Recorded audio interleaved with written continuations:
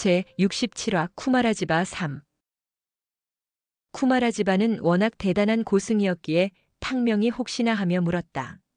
스님, 방법이 있습니까? 탕명의 바램을 안다는 듯 쿠마라지바가 부처님 석상을 가리켰다. 비록 석상이 높이 솟아있지만 천장 중앙 부분과는 한참이나 떨어져 있었다. 저 석상 위에 올라가라고요? 하지만 석상을 옮기지 않는다면 별 도움이 안 될 텐데요. 탕명과 쿠마라지바 둘이서는 도저히 옮길 수 없는 크기의 석상이었다. 하지만 쿠마라지바는 미소를 띠며 엉뚱한 소리를 했다. 옮기면 되지. 대단한 스님으로 생각했던 쿠마라지바가 말도 안 되는 소리를 하자 탕명은 기가 찼다. 당연히 옮기면 되지. 문제는 옮길 수 없다는 게 문제지. 스님, 우리 둘이서 석상을 어찌 옮깁니까? 곧 옮길 수 없다고는 할 수 없지. 내가 처음 이 석굴을 발견했을 때 저 석상을 보며 이상하다는 생각이 들었지. 이곳 천불동에는 저렇게 생긴 부처님 석상은 없거든. 사실 자세히 보면 석상이 아니고 토상이야. 겉으로 보기에는 돌처럼 보이나 사실 진흙으로 만든 토상이라고. 요상한 것은 바닥에 고정되어 있지도 않다는 거야. 탕명이 혹시나 하여 살펴보니 쿠마라지바의 말대로 부처님상은 토상이었고 토상 바닥을 받치고 있는 돌판 바닥에는 바퀴 모양의 짧은 다리가 4개 달린 것이 힘껏 민다면 밀릴 수도 있어 보였다. 뭔가 아귀가 맞아 돌아갔다. 이렇게 치밀하게 안배해 놓았다면 저 천장에 박혀 있는 것은 분명 수타함경일 것이다. 이런 확신이 들자 탕명의 마음은 급해졌다. 토상이라 하지만 부처님의 무게는 상당했다. 탕명이 내력을 모두 끌어올려서야 서서히 토상이 움직이기 시작했다. 내가 도와주지. 지켜보기 안쓰러웠는지 쿠마라지바도 탕명을 도와 토상을 밀었다. 두 사람은 한참 동안 젖먹던 힘까지 다해 부처님상을 옮겨 천장의 중심부와 일치하도록 만들었다. 이제 된 것 같습니다. 탕명이 얼추 짐작해보니 토상 위에 올라서서 검을 휘두른다면 석굴 천장에 닿을 수 있을 것 같았다. 다만 한 가지 난감한 문제가 남아있었다. 부처님을 모시는 성스러운 성지에서 부처님의 자비로운 얼굴을 밟고 올라서야 한다는 것이다. 아무리 탕명이 거리낌 없는 성격이지만 전생의 사부님도 공경했던 부처님만큼은 함부로 대할 수 없었다. 쿠마라지바도 토상을 옮겨놓고 보니 그것이 마음에 걸리는 듯 난감한 표정이다. 어험, 난 오줌 좀 넣어야겠다. 이리 말한 쿠마라지바가 석굴 입구로 가더니 바지춤을 내렸다. 허, 비스듬히 선 쿠마라지바의 거시기가 얼핏 눈에 들어오자 전생의 여자였던 탕명으로서는 난감한 상황이다. 갑자기 왜 거시기를 꺼내는 거야? 그렇군. 오줌 누는 사이 올라가라는 거로군. 쿠마라지바는 차마 탕명이 부처님 얼굴을 밟고 올라서는 모습은 볼 수 없었기에 일부러 자리를 피한 것이다. 쿠마라지바가 돌아선 사이에 부처님 머리 위에 올라설까 말까 망설이던 탕명에게 좋은 생각이 났다. 그렇지. 탕명은 품속에서 투명 망토를 꺼내들었다. 스님, 이것은 투명망토입니다. 이걸로 부처님 얼굴을 가려드리면 그나마 좀 마음이 편할 듯합니다. 탕명이 이렇게 말하자 쿠마라지바가 거시기를 잡은 채 탕명을 돌아보았다. 탕명은 투명 망토를 펴고 부처님 머리 위로 몸을 솟구쳤다. 펄럭. 순식간에 탕명이 부처님 머리에 투명 망토를 씌우니 부처님 얼굴이 사라졌다. 아무리 수양이 깊은 쿠마라지바였지만 멀쩡하던 부처님 얼굴이 사라지자 혀를 내두르며 신기해했다. 거시기를 추스른 쿠마라지바가 놀라워했다. 그거 참 신기한 물건이네. 그대는 단순히 환생만 한 것이 아니었군. 쿠마라지바마저 자신에게 탐복하자 탕명의 어깨가 으쓱해졌다. 어때요? 이렇게 하니 불경스러운 게 조금은 해결됐죠? 되었군. 쿠마라지바도 기쁜 듯 고개를 끄덕이자 마음이 편해진 탕명이 다시 솟구쳐 올랐다.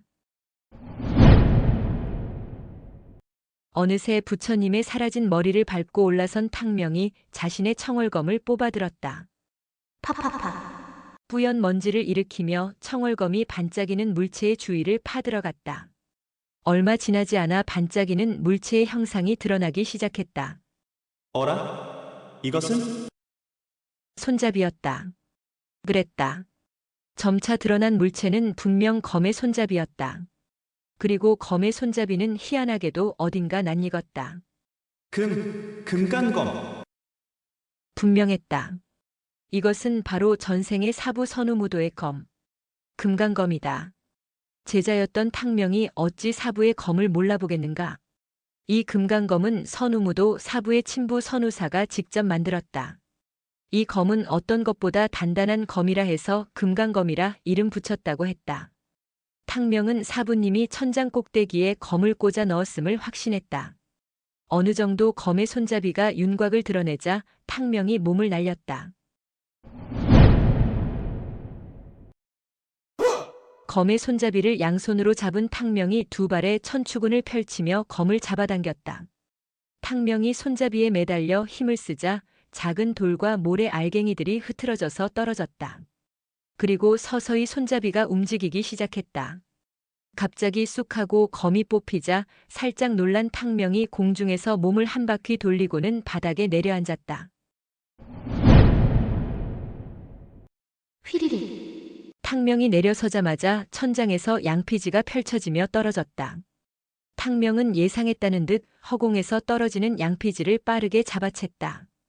탕명이 양피지를 활짝 펼치자 맨 윗줄에 꿈에도 고대하던 수타음경이란 글자가 적혀 있었다. 드디어 찾았다. 탕명은 이것이 진품인 것을 확신했다. 전생에 사부가 가지고 있던 수타음경을 본 적이 있기 때문이다. 사부님은 훗날 자신의 검을 뽑을 만한 능력과 기연을 만난 사람이 수타진경을 얻길 바란 것이구나. 사부님이 수타진경의 비밀을 깨우친 이곳에 이런 방식으로 비급을 돌려놓은 것이다. 그런데 그걸 내가 발견하다니. 사부님, 제가 비급을 찾았습니다.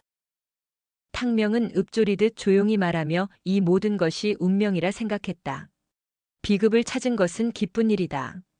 다만 수타음경이란 글자 외에는 전부 천축국의 고대어인 팔리어로 적혀 있는 것이 또 다른 문제였다. 그래, 고승은 이 글을 해독하실 수 있을 것이다. 모든 일이 순조롭게 풀렸다. 한데 막상 비급을 찾고 나니 탕명은 사부가 이곳에 비급을 숨겨놓은 후 어찌 되었을까 그것이 궁금해졌다. 사부님이 비급을 숨겨놓은 것은 이해가 되지만 왜 분신과도 같았던 금강검도 이곳에 남겨놓았을까? 무리민에게 검이란 몸의 일부다. 분신과도 같은 것이다. 금강검을 이곳에 남겼다는 것은 더는 무리민의 길을 걷지 않겠다는 뜻이 아니었을까? 탕명이 이런 생각에 잠겨 있는데 쿠마라지바가 수타음경을 쭉 훑어보더니 감춰둔 술병을 하나 꺼내 들고는 호탕하게 웃었다. 축하하네. 자, 축하주 한잔 해야지. 아무튼 희한한 고승이다. 찻잔에 술을 따른 쿠마라지바가 단숨에 술을 들이켰다. 비급을 찾은 것을 축하하네. 모두 스님 덕분입니다. 감사합니다. 뭐 다 자네 복이지. 스님, 한 가지 청이 있습니다. 쿠마라지바가 탕명의 표정을 보더니 또씩 웃었다. 수타음경을 해석해 달라는 거지? 그렇습니다. 전생에서는 사부님이 하나하나 알려주셨는데 제가 배운 것은 7할 정도입니다. 나머지 부분을 해석해 주십시오. 사부님 말씀으로는 천축국 승려가 아니면 해석할 수 없다 하셨습니다. 쿠마라지바는 비록 행동이 자유분방하고 특이한 고승이지만 부처님 말씀을 공부하는 승려로서 사람을 상하게 하는 무공비급을 해독하는 일은 내키지 않을 수 있다. 탕명은 쿠마라지바의 표정을 살피며 그의 대답을 기다렸다. 쿠마라지바는 탕명의 염려와는 달리 별로 개의치 않는 표정이었다. 시대가 많이 바뀌었네. 그건 200년 전 얘기고 이곳 천불동도 많이 달라졌지. 지금은 천불동에 나 말고도 수타음경을 해석해줄 승려는 많다네. 아, 그런가요? 쿠마라지바의 말에 일단 안심은 됐으나 탕명은 이왕이면 쿠마라지바에게 배우고 싶었다. 탕명의 표정을 읽은 쿠마라지바가 고개를 끄덕였다. 알았어. 해석하는 일은 어려운 것이 아니라네. 우선 처음부터 얘기해봐. 뭐려? 전생에 사부를 만났을 때부터 지금까지 모두 탕명이 환생한 것에도 놀라지 않았던 쿠마라 집안은 투명 망토에 한번 놀랐고 천장에서 떨어진 수타음경을 살피고 나서는 수타진경의 오묘함에 진심으로 놀랐다. 그래서인지 탕명을 대하는 쿠마라 집안의 태도는 많이 바뀌었다. 탕명은 자신이 억울하게 죽은 사정과 환생하여 황당해했던 그간의 과정을 지금껏 아무에게도 말하지 못했었다. 그래, 고승이라면 내가 속 시원히 이야기할 수 있겠어. 어차피 쿠마라 지바가 아니라면 그 누구도 탕명의 말을 믿어주지 않을 것이다. 게다가 술 한 잔을 들이켜고 나니 더더욱 입이 근질거렸다. 탕명은 전생에 항주에서 선우무도 사부를 만났던 일부터 말하기 시작했다. 소림 오걸 중 한 명이 되어 무공을 전수받은 일과 청동 귀걸이를 착용한 후부터 자신에게 생긴 신비한 힘, 또 사부를 도와 희대의 살인마 모용각을 처단한 일까지 차근차근 이야기를 이어갔다. 마침내 탕명은 삼성산 절벽에서 왕사룡의 암수에 걸려 억울하게 죽었던 대목에서 감정에 북받쳐 침을 튀겨가며 자신의 억울함을 토로했다. 그거 참. 탕명의 말은 들으면 들을수록 믿기지 않는 신비로운 이야기라고 쿠마라 집안은 생각했다. 한번 발동이 걸린 탕명의 입은 쉬지 않고 움직였다. 주절주절. 탕명의 굴곡진 인생사가 한나절을 이어갔다. 쿠마라 집안은 적절하게 탕명의 이야기에 반응을 보이며 기나긴 이야기를 끝까지 들어주었다. 그렇게 옥문객전에서 나와 이곳 천불동에 도착한 것입니다. 길고 길었던 탕명의 얘기가 이렇게 천불동에서 끝이 났다. 이야기를 마친 탕명은 한결 후련함을 느꼈다. 휴, 오랜만에 제대로 입을 터니 속이 확 뚫리네. 탕명이 말을 마치자 이야기에 몰입했던 쿠마라 지바가 고개를 끄덕였다. 전설이 사실이었군. 고촉국 전설 말입니까? 세상에는 고촉국의 전설만 있는 것이 아니네. 수도 없이 많은 고대 문명의 전설이 존재하지. 그럼 뭐가 사실이었다는 말씀인가요? 바로 생명 탄생의 비밀이지. 탕명은 쿠마라 지바가 뭔 얘기를 하는지 도대체 감을 잡을 수 없었다. 자네는 최초의 생명이 어디에서 왔다고 생각하는가? 탕명은 한 번도 생각해 본 적이 없는 문제였기에 그저 생각나는 대로 가볍게 대답했다. 부처님이 만드셨나요? 그럴 리가. 그럼 공자님, 사람이 어찌 생명을 창조해 내겠는가? 부처님도 공자님도 그저 한 명의 사람일 뿐이네. 참으로 희한한 스님이다. 부처님을 모시며 평생을 사는 수도승이 부처님을 그저 평범한 사람일 뿐이라 말하다니. 탕명은 머리가 지끈거려오자 그저 되는 대로 말하였다. 저는 모르겠습니다. 그럼 뭐 하늘에서 뚝 떨어졌겠지요. 탕명의 말에 쿠마라 지바가 무릎을 탁 쳤다. 하하, 자네와 나는 확실히 통하는 게 있군. 나도 그렇게 생각하네. 뭐라고요?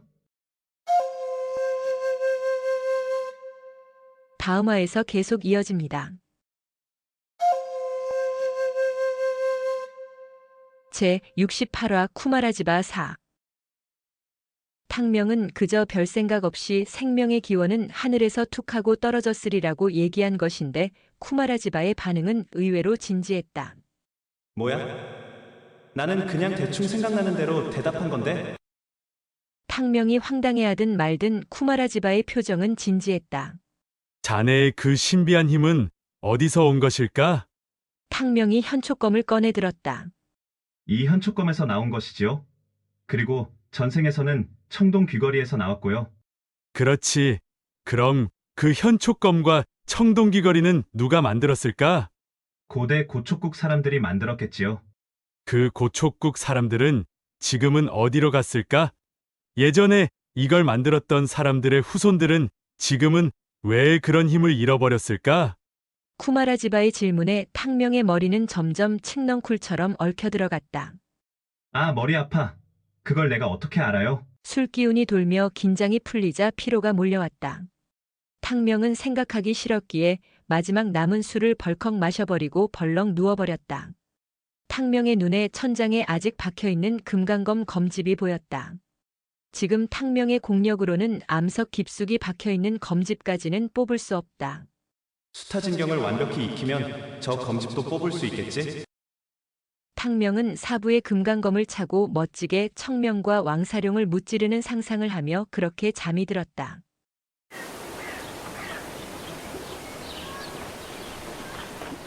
다음 날부터 탕명은 쿠마라지바에게서 수타함경의 요결을 배우기 시작했다. 워낙 불경에 정통한 쿠마라지바였기에 천축국 팔리어로 쓰인 수타함경의 요결을 탕명이 이해하기 쉽게 그것도 가장 쉬운 중국말로 번역해 차근차근 설명해 주었다. 처음에 쿠마라지바는 그저 고대어인 팔리어를 탕명에게 해독해 주려 했었다. 그러다 점차 수타진경의 오묘함 속에 빠져들었고 그렇게 두 사람은 수타함경을 해독하고 수타양경의 자세를 따라 수련하며 비급을 연공하느라 시간이 흐르는 것도 느끼지 못했다.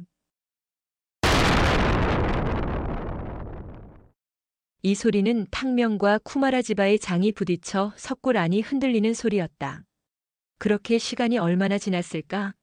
꿈에서 깬 듯 정신을 차린 탕명과 쿠마라지바는 마치 허물을 벗어버린 뱀처럼 어느덧 가공할 만한 능력의 고수가 되어 있었다. 수타진경 수련을 마친 두 사람은 수타양경의 마지막 수행 자세를 취하고 있었는데 그 자세가 참으로 요상했다. 검을 바닥에 꽂아놓듯 머리를 바닥에 박아놓은 두 사람은 물구나무 서기를 하고 있었다. 하하, 통쾌하군.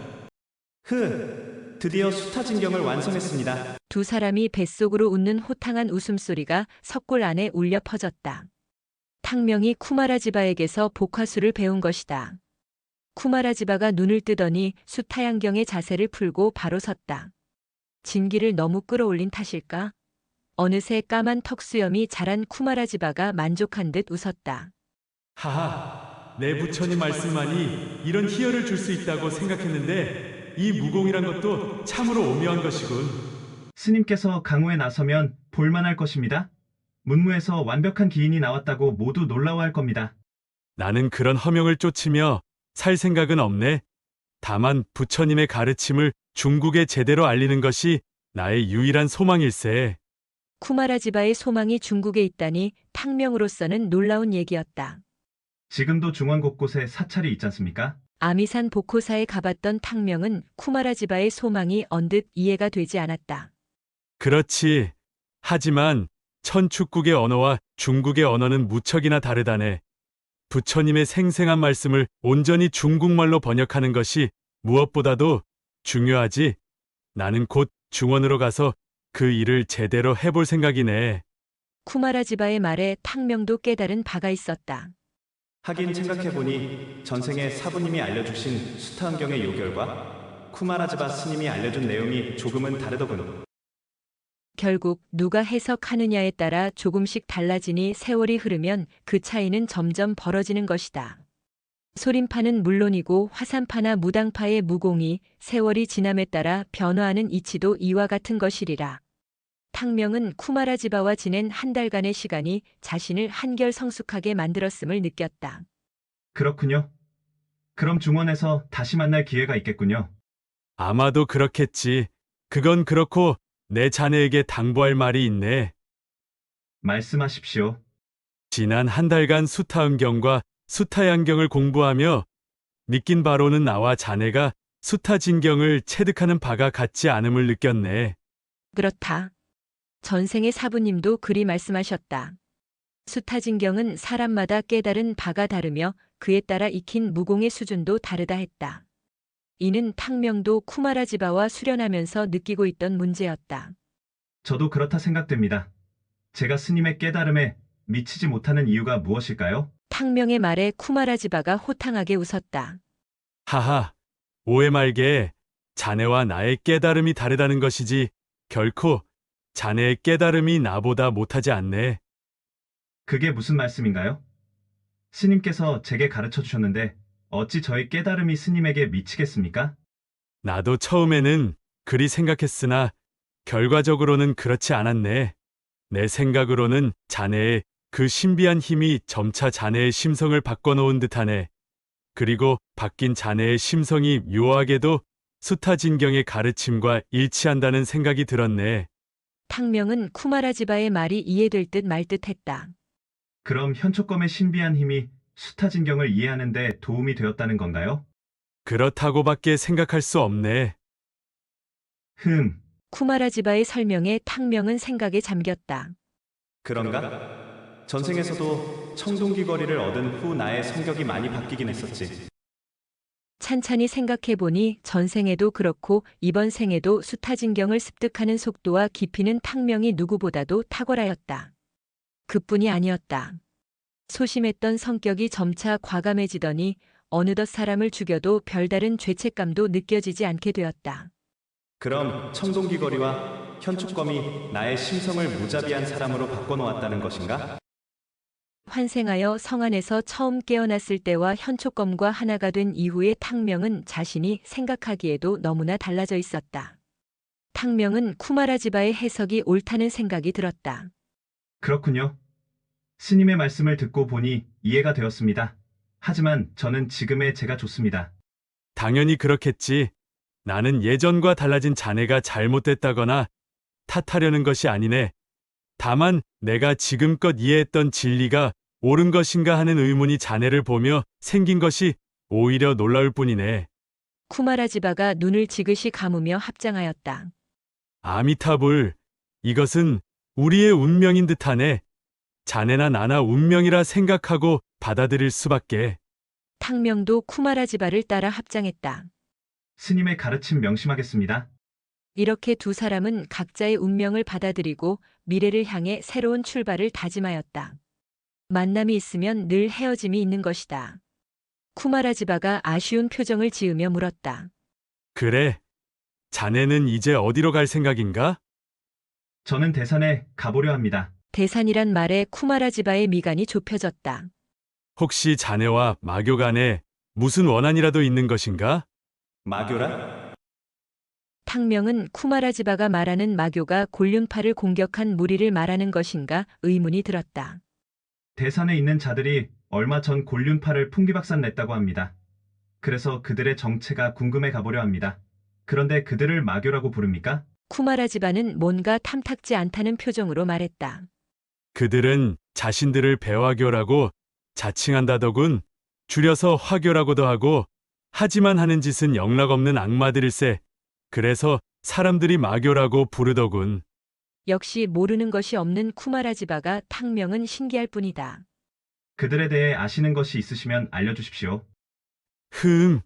탕명의 물음에 쿠마라지바가 침음성을 흘렸다. 앉아서 얘기하세. 말이 길어질 것이라는 듯 쿠마라지바가 바닥에 정좌하고 앉자 탕명도 따라 앉았다. 전해져 내려오는 얘기로는 1000년도 전에 배화교가 만들어졌다고 하네. 그들은 유일신이 세상을 창조했다고 믿으며 오직 유일신만을 믿는다고 하네. 그들은 신께 제사를 지낼 때 불을 피워놓고 재물을 태운다고 하더군. 그래서 배화교라 불리게 되었지. 쿠마라지바의 설명에 탕명도 적잖이 흥미가 당겼다. 그런데 왜 그들을 마교라 하시는 건가요?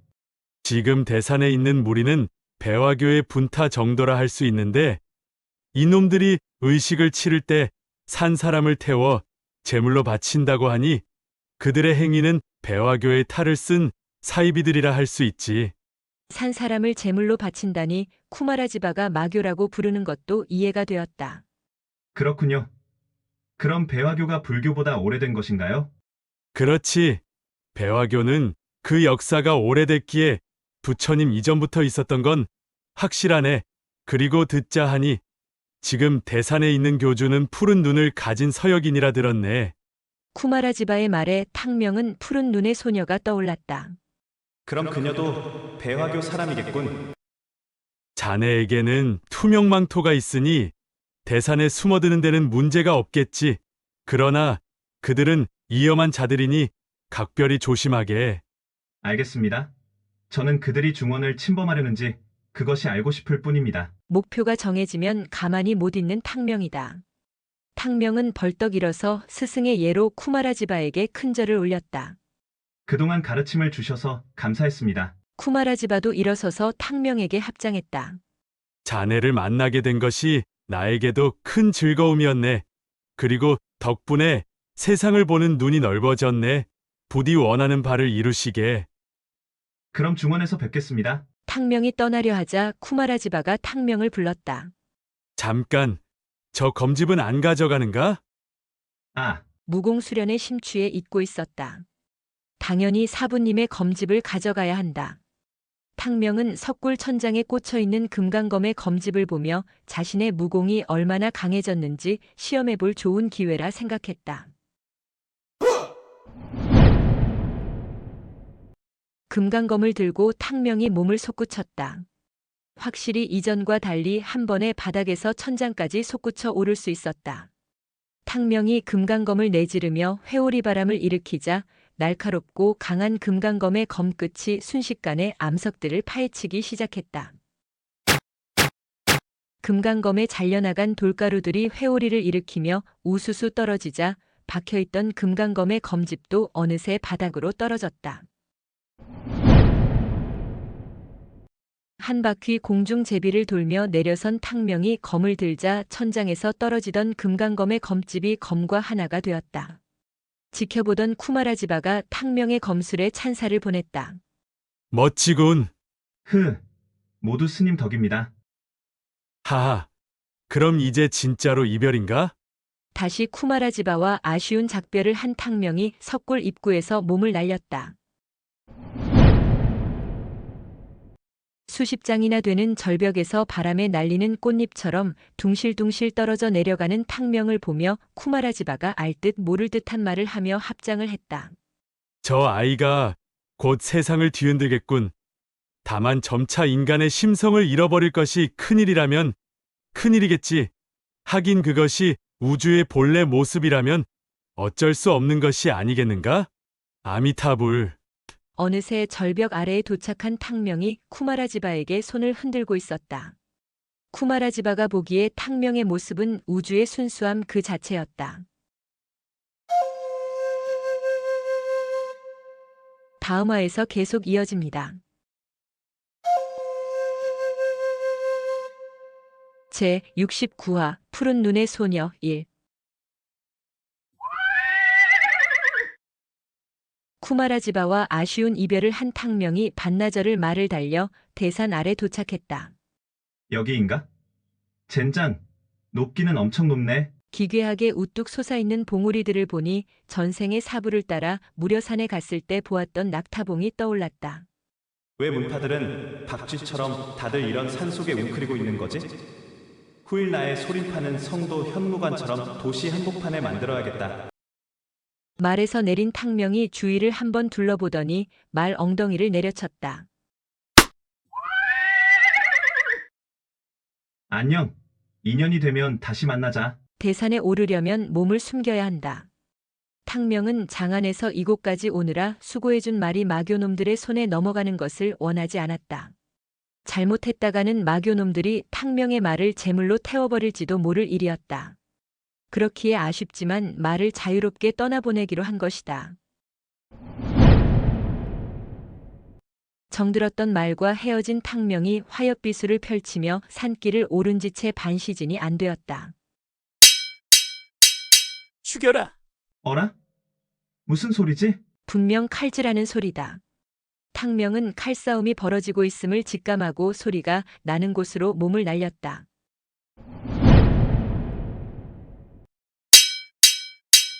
칼 부딪히는 소리가 점점 가까워지자 탕명은 투명 망토를 둘러쓰고 조심스럽게 접근해 갔다. 어라? 산 중턱 평지에서 10여 명이 엉켜 서로 칼질을 하고 있는데 그 중에는 사령방 방주 사달룡도 있었다. 사단용 저자가 기어코 대산에 올라왔군. 탕명이 쿠마라지바와 한 달간 석굴에서 수타진경을 익히는 사이 화산파와 사령방이 대산에 쳐들어온 것일까? 그렇다면 청명은? 사달룡이 여기에 있다면 분명 청명도 근처에 있을 것이다.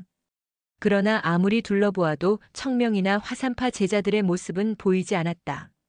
탕명이 싸움이 진행되는 상황을 찬찬히 살펴보니 사달룡이 사령방 무사 대여섯 명과 악전고투 중이었는데 그의 도포자락이 붉게 물들어 있었다. 자세히 보니 왼쪽 손목이 잘려나갔는지 보이지 않았다. 사단용이 저승사자를 제대로 만났군.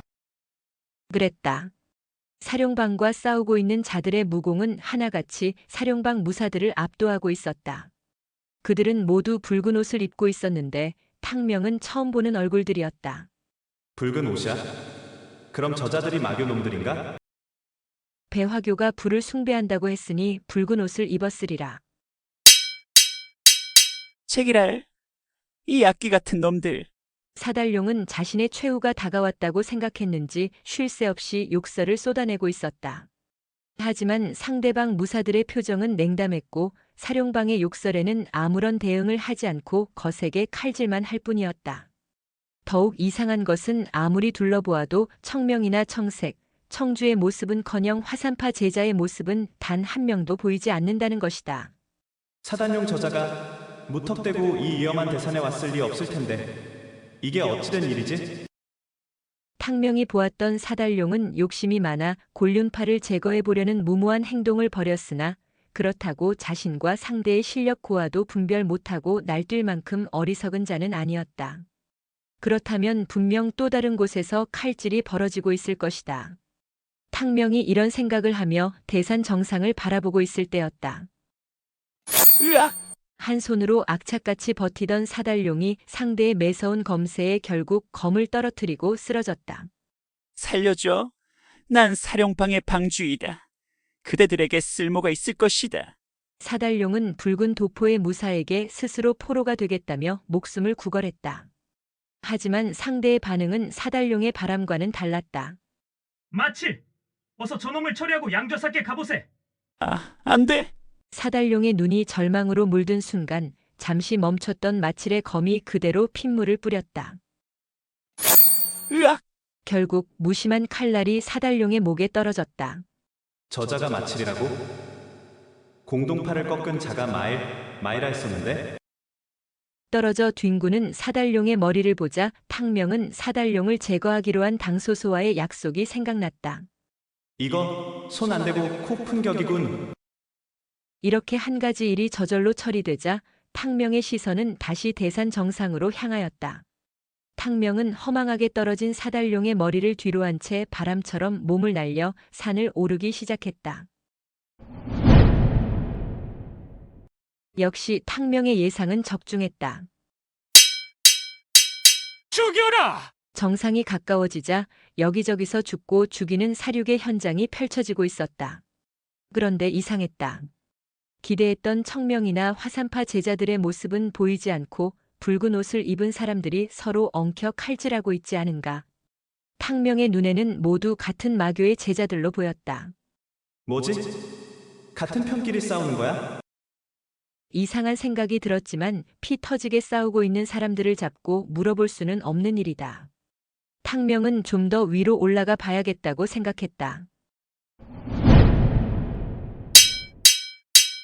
탕명이 칼 부딪히는 소리가 들리는 산 정상을 향해 달려가니 이번에는 웬 소녀와 사내가 싸우고 있었다. 그 소녀다. 검은 옷을 입은 사내와 칼질을 하고 있는 소녀는 분명 장안 외곽 객잔에서 보았던 푸른 눈의 소녀였다. 소녀는 홀로 검은 복면을 한 사내와 혈투를 벌이고 있었고 사내의 뒤에는 10여 명의 무사들이 사내를 호위하듯 두 사람 간의 혈투를 지켜보고 있었다. 탕명이 보니 소녀의 옷 여기저기가 잘려진 것이 소녀가 밀리고 있음이 분명했다. 그리고 지난번에 쓰고 있던 망사가 내려진 검은 모자도 오늘은 쓰고 있지 않았다. 얼핏 상황만 보면 소녀가 홀로 외로이 많은 적과 싸우고 있는 것이다. 그런데 왜 혼자 있지? 탕명이 주위를 둘러보았으나 객잔에서 소녀와 함께 있었던 남자들의 모습은 보이지 않았다. 소녀를 다시 보자 반가운 마음이 앞섰으나 탕명의 마음과 달리 소녀의 상황은 점점 심각해졌다. 소녀는 지친 기색이 역력했다. 그러나 소녀의 눈빛은 살아있었다. 소녀는 분노로 이글거리는 눈으로 복면한 사내에게 외쳤다. 양좌사, 당신이 어찌 이럴 수가 있지? 영영, 굳이 나와 칼질을 할 필요는 없을 텐데 나는 너와 친하게 지내고 싶거든. 닥쳐라! 상대의 반응에 노기가 치솟았는지 소녀의 눈꼬리가 치켜 올라갔다. 양좌사라는 사내는 평범한 체격이었고 오히려 좀 마른 체형이라 날렵해 보였다. 하지만 그의 말투는 유들유들하고 힘과 여유가 넘쳤다. 그런데 양좌사의 차림새가 특이했다. 검은색 장포에 검은 복면 거기에 검은색 장갑까지 온통 검은색이었다. 그는 마치 아무도 자신의 몸을 보지 못하게 하려는 듯 온몸을 검은색 천으로 차단해 놓고 있었다. 얍! 소녀가 날카롭게 검을 휘두르며 돌진해 갔다. 객잔에서도 소녀의 솜씨를 보았던 탕명이다. 소녀의 검끝은 날카로웠고 결코 함부로 무시할 수 없을 만큼 강한 내공이 실려 있었다. 그런데 소녀의 공격은 날카로웠으나 수비에는 여러 곳 허점이 보였다. 그랬다. 소녀의 검끝은 분명 날카롭게 상대의 사열을 노리며 급소만을 찔러갔으나 이상하게도 초식마다 자신의 요열을 수비하는 자세에는 허점이 보였다. 저 소녀는 자신의 목숨을 내놓고 상대를 죽이려 하는군. 이런! 소녀가 동귀어진이라도 하려는 듯 수비는 하지 않고 오직 자신의 목숨을 뺏으려 살수를 펼치자 사내도 흠칫 놀라는 기색이었다. 그러나 잠시 당황했던 사내는 다시 안정을 찾았다. 사내의 무공은 고강했다. 사내가 미끄러지듯 빠르게 돌며 검을 휘두르자 매섭게 공격해 들어갔던 소녀의 검은 허공을 베었을 뿐이었다. 오히려 사내의 빠르고 강한 검세에 소녀가 파묻혀 버리는 꼴이 되었다. 흐흐흐. 감히 나의 사열을 노려! 소녀가 오직 자신을 죽이려 덤비자 이전과 달리 사내의 음성에 살기가 스쳤다. 영영! 너무 날뛰는군! 내내 수비만 하던 사내가 결심이라도 한 듯 검을 휘두르자 상황은 순식간에 역전되었다. 공격에 집중하던 소녀의 허점을 알려주기라도 하듯이 사내의 검끝이 소녀의 몸 이곳저곳을 찍어갔다. 사내의 검이 한 차례 폭풍처럼 소녀를 훅고 지나가자 소녀의 양쪽 허벅지와 어깨에 붉은 꽃망울이 피어올랐다. 사내의 신묘하고 빠른 검술은 탕명조차 놀라지 않을 수 없었다. 저자의 무공은 결코 청명에게도 뒤지지 않겠군. 그런데 어째서 저자의 무공이 나치게 느껴지는 걸까? 그랬다. 양 좌사의 무공은 탕명에게 낯설지 않았다. 하지만 뭐라 딱히 떠오르는 것은 없었다. 소녀는 애초부터 양 좌사란 사내의 상대가 되지 못했다. 게다가 소녀의 검끝은 점차 힘을 잃어갔기에 상대의 검세에 얼마 못 버틸 것은 자명했다. 하지만 가쁜 숨을 내리쉬는 소녀의 눈빛만은 여전히 살아있었다. 소녀의 표정은 분노로 가득했고 잠시 처졌던 검끝을 다시 세우며 최후의 일격을 준비하고 있었다. 얍! 소녀가 마지막 힘을 모아 한 차례 살수를 펼쳤지만 역시 상대의 옷자락 하나도 베지 못하였다. 소녀의 움직임이 점점 느려지고 급기야 비틀거리는 것이 허벅지나 어깨 말고도 이미 어딘가 상처를 입은 것 같았다. 소녀의 마지막 필살기도 자신에게 아무런 해를 입히지 못하자 다시 여유를 찾은 양 좌사는 뒤로 흰 걸음 물러섰다. 영영! 그러다 기혈이 뒤집히면 돌이킬 수 없어. 그만하고 나와 얘기 좀 하지. 양 좌사는 소녀가 죽는 것은 바라지 않는다는 듯 그저 소녀가 지쳐 쓰러지기를 기다리겠다는 표정이었다. 지켜보던 탕명이 결단을 내려야 할 순간이다. 저대로 뒀다가는 곧 죽거나 사로잡히고 말겠군. 안 되겠다. 일단 푸른 눈의 소녀를 구해야겠다고 마음먹은 탕명이 투명 망토를 벗어 품속에 갈무리했다. 파파파. 순식간에 날아간 탕명이 소녀의 혈도를 짚었다. 기습을 당하리라 전혀 예상치 못했던 소녀는 탕명에게 혈도가 짚히자 몸이 축 늘어졌다. 누구냐? 갑자기 나타난 괴한이 소녀를 낚아채자 놀란 양 좌사의 매서운 검이 탕명의 목을 향해 날아들었다. 예상은 했으나 양 좌사의 검은 청명의 젓가락 못지않게 빨랐고 엄청난 내공이 실려 있었다. 상대의 수준이 상당함을 직감한 탕명은 금강검을 뽑아 날아오는 양 좌사의 검을 후려쳤다. 헉! 200년이 지났지만 금강검의 위력은 역시 대단했다. 탕명의 검에 자신의 검이 두 동강 나자 양 좌사의 눈이 휘둥그레졌다. 잠시 시간을 벌었다. 탕명은 양 좌사가 결코 만만한 상대가 아님을 알고 있었기에 상대가 당황한 틈을 노려 소녀를 안고 산 아래로 달리기 시작했다. 탕명으로서는 일단 적들이 우글거리는 마교의 소굴에서 빠져나가는 것이 급선무였다. 쫓아라! 탕명이 바람처럼 달렸지만 양 좌사의 경공 실력도 만만치 않았다. 탕명은 소녀를 안고 달렸기에 탕명과 벌어졌던 양좌사와의 간격은 점점 좁혀졌다. 이대로는 안 되겠군.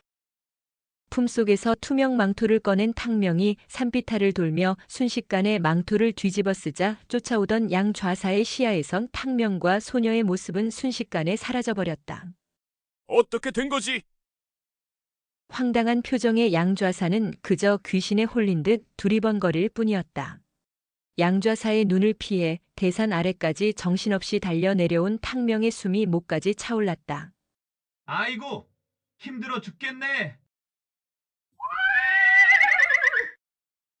정신없이 달리던 탕명에게 정겨운 말 울음소리가 들렸다.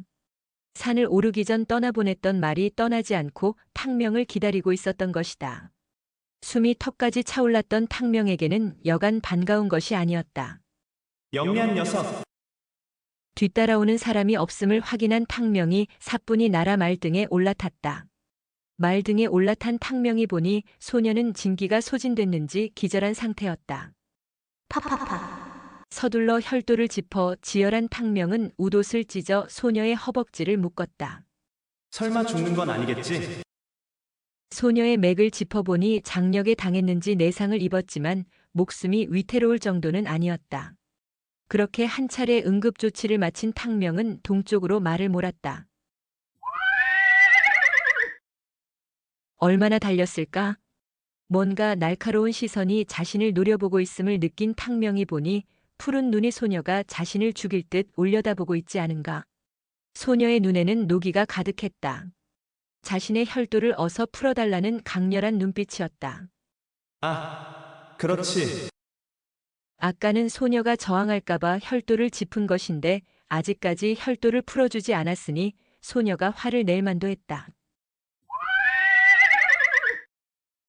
고삐를 당겨 말을 세운 탕명이 소녀를 안고 땅에 내려섰다. 파파파.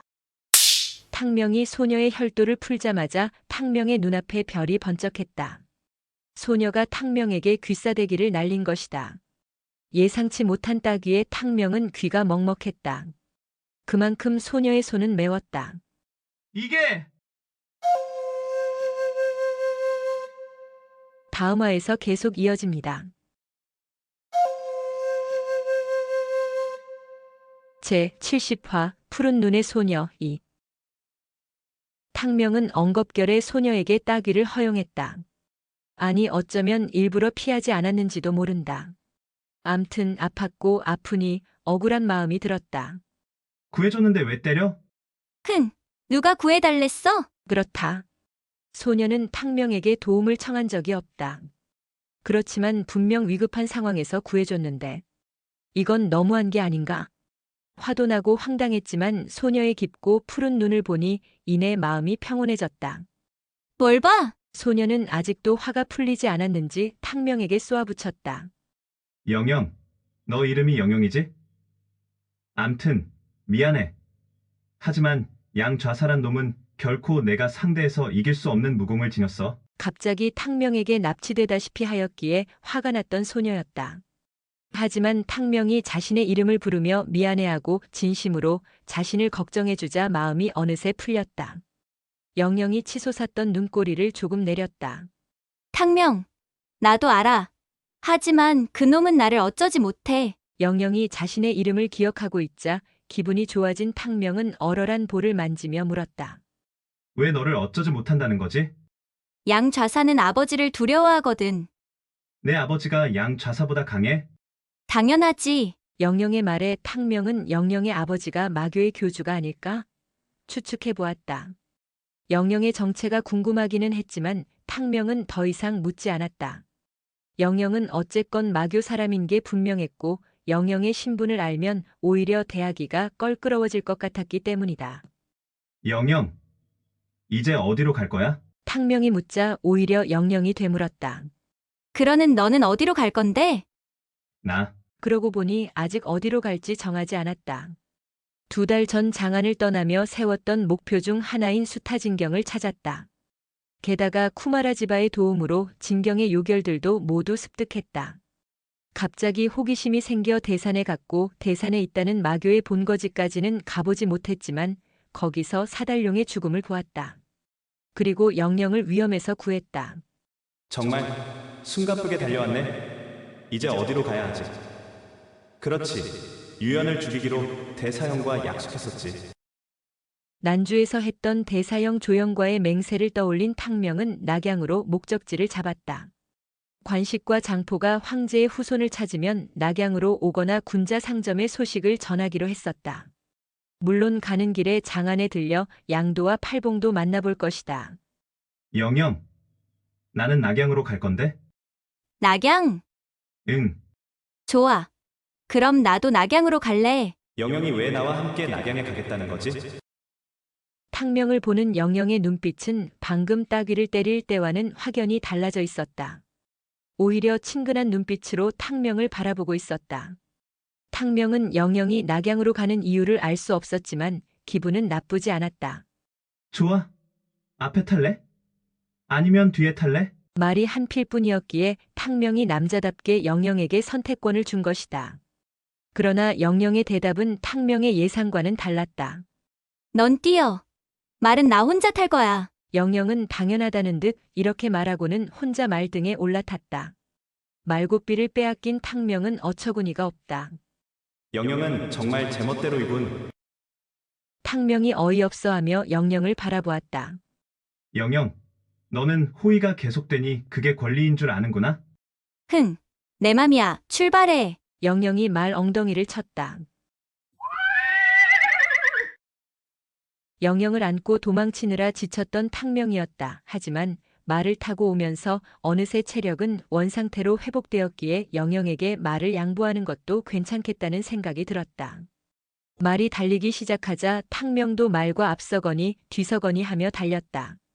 너무 빨리 달린 것일까? 얼마 지나지 않아 오히려 말이 탕명의 속도를 따라잡지 못해 가쁜 숨을 쉬었다. 탕명이 누구인가? 수타진경을 완전히 익힌 탕명의 신법은 장안에서 천불동을 향해 달려왔던 속도보다 2배 빠른 속도로 달리고 있었다. 사실 영영도 소녀들이 늘 그렇듯 한번 튕겨본 것이고 탕명이 힘들어하면 말을 태워주려고 생각했었다. 그런데 말보다도 빨리 바람처럼 달리는 탕명을 보고 놀라지 않을 수 없었다. 이 녀석 뭐지? 나를 구한 게 결코 요행이 아니었잖아.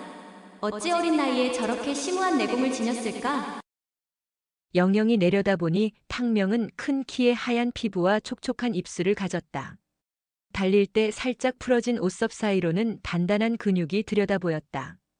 영영은 자신도 모르게 섬세함과 강인함이 조화를 이룬 탕명의 매력에 빠져들었다. 어느새 탕명과 영영이 쿠차성에 도착했다. 탕명, 객잔에 가서 쉬고 싶어. 영영의 말에 탕명이 쉴만한 객잔 앞에 멈춰섰다. 영영, 그런데 그놈들이 쫓아오지 않을까? 객잔에 있으면 쉽게 눈에 띌 텐데. 탕명은 객잔에 들어가면 적들의 눈에 쉽게 띌 것을 걱정했으나 영영의 대답은 의외였다. 걱정하지 마. 그놈들은 지금 나를 쫓을 정신이 없을 거야. 영영이 이렇게 장담했고 또 상처를 입은 영영이 편히 누울 침대와 깨끗한 물이 필요했기에 탕명은 일단 영영을 따라 객잔으로 들어섰다. 방 2개 줘. 영영의 말에 점소이가 고개를 저었다. 손님이 많아 남은 방은 하나뿐입니다. 영영이 망설이자 탕명이 나섰다. 방은 하나면 돼요. 배고파요. 술과 고기부터 가져다 주세요. 점소이가 돌아서자 탕명이 영영을 안심시켰다. 걱정하지 마. 난 밖에서 잘 테니까. 탕명의 말에 조금 미안한 마음이 들었는지 영영의 목소리가 한결 부드러워졌다. 뭐 그렇게까지 할 필요는 없어. 넌 내 옆에서 나를 지켜야지. 깨끗한 걸 좋아하는 탕명은 아무래도 방이 편하기는 하다. 그래? 알았어. 그럼 그렇게 할게. 탕명의 영혼은 아직도 전생의 기억이 지배하고 있었기에 영영을 이성의 대상으로 보지는 않았다. 탕명은 그저 영영의 푸른 눈이 마음에 들었을 뿐이다. 안 그래도 한바탕 싸우고 달렸던 두 사람은 무척 배고팠다. 점소이가 술과 고기를 가져다 주자 두 사람은 허겁지겁 고기를 뜯고 술을 들이켰다. 캬, 뱃속에 고기가 들어가고 따뜻한 술이 목구멍을 넘어가자 한결 여유가 생기고 기분이 좋아졌다. 뱃속이 뜨끈해지자 긴장이 풀린 영영이 탕명을 물끄러미 바라보았다. 아무리 봐도 이상해. 탕명이 입가를 훔치며 물었다. 뭐가? 도대체 너 정체가 뭐야? 무슨 정체? 영영이 팔짱을 끼며 고개를 갸웃했다. 내가 중원 문파의 무공은 거의 다 알아보거든. 그런데 그런데 너의 점혈수법과 신법은 아무리 생각해봐도 도무지 떠오르는 문파가 없어. 중원에 내가 모르는 문파가 있다니. 난 그게 이해가 안 돼. 영영은 마치 자신이 모든 문파의 무공을 안다는 표정이었다. 탕명은 그런 영영이 어이없기도 하고 귀엽기도 했다. 세상에 얼마나 많은 문파가 있겠어? 영영, 내가 모든 문파를 알 수는 없지. 탕명의 말은 일리가 있었으나 영영은 다시 고개를 저었다. 아니지. 세상에 문파는 많으나 쓸만한 문파는 몇 안 돼.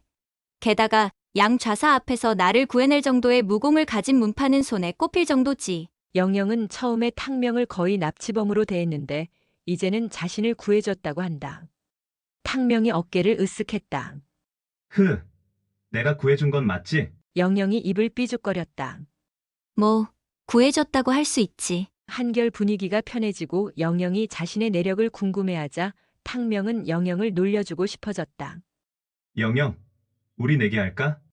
내기를 하자고? 그래. 내가 나의 문파를 맞히나 못 맞히나 내기하자고. 영영도 흥미롭다는 표정이다. 좋아. 내가 맞히면 내 소원 하나 들어줘. 못 맞히면 내가 내 소원 들어줄게. 어때? 탕명은 영영이 당연히 자신의 내력을 맞힐 수 없다고 생각했기에 내기에 이길 자신이 있었다. 좋아. 탕명이 수락하자 영영은 탕명을 유심히 보더니 말했다. 우선 아까 혈도를 짚었던 점혈수법 다시 보여줘. 그래야 내가 짐작해볼 수 있어. 얼마든지. 탕명은 선우 무도 사부가 무려산 천산선인에게서 전수받은 무동지를 펼치며 영영의 혈도를 짚었다. 파파파. 탕명, 뭐야? 어서 혈도 풀어. 파파파. 탕명이 혈도를 풀자 영영의 눈꼬리가 치켜 올라갔다. 내가 보여달라고 했지. 언제 내 혈도를 짚으라 했어? 난 혈도 짚히는 게 제일 싫다고. 미안. 그래도 직접 당해봐야 무공 내력을 짐작할 수 있지 않겠어? 그건 그랬다. 하지만 탕명의 점혈에 2번이나 당했지만 영영은 도무지 탕명의 점혈 수법이 어떤 문파의 수법인지 알 수가 없었다. 영영으로서는 손가락을 몸에 대지 않고 기를 뿜어 점혈하는 수법은 듣지도 보지도 못한 점혈 수법이었다. 탕명, 내 손가락이 내 몸에 닿지도 않았는데 점혈이 되다니 정말 신기해. 영영이 신기해하는 것은 당연했다. 손가락의 기로 상대의 혀를 짚는 무동지라는 점혈수법이야? 사부님이 무려산 천산선인에게 전수받으셨지. 천산선인이라고? 영영은 천산선인이라는 말에 문득 떠오른 것이 있었다.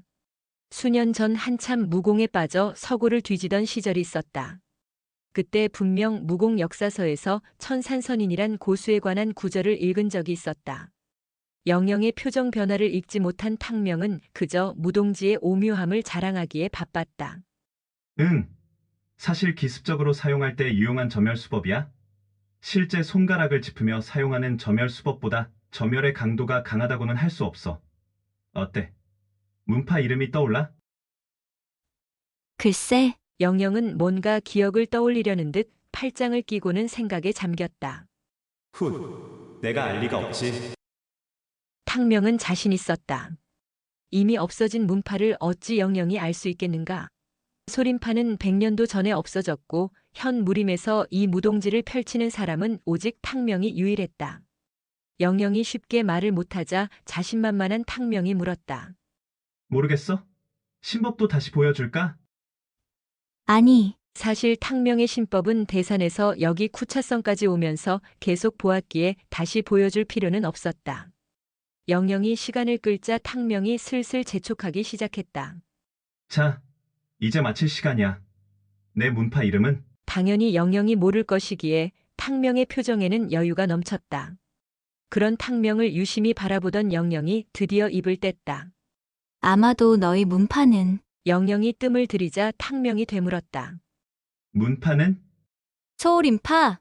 헉, 순간 탕명은 숨이 멎는 듯 놀랐다. 어찌 알았지?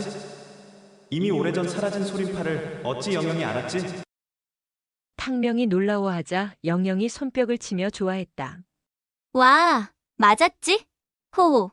나도 혹시나 했는데 맞았구나. 탕명의 놀라움은 이내 의구심으로 바뀌었다. 영영, 대체 어찌 안 거야? 알긴 내가 어찌 알았겠어? 대충 찍은 거지. 그렇다고 그냥 찍은 건 아니고 예전에 책에서 읽은 적이 있어. 영영이 소림파를 마친 게 책에서 읽었기 때문이라니. 탕명은 무슨 말인지 더 이해가 안 되었다. 책에서 읽었다니 그게 무슨 소리야? 응. 우리 집 서고에는 무공에 관한 고서들이 많이 있어. 내 기억으로는 아마 무공 역사서 고구려 편에서 봤던 것 같아. 그 책에는 요동 무려산에 고구려의 고수들이 많이 있었다고 쓰여 있었어. 그 중에 천산선인에 관한 것도 있었지.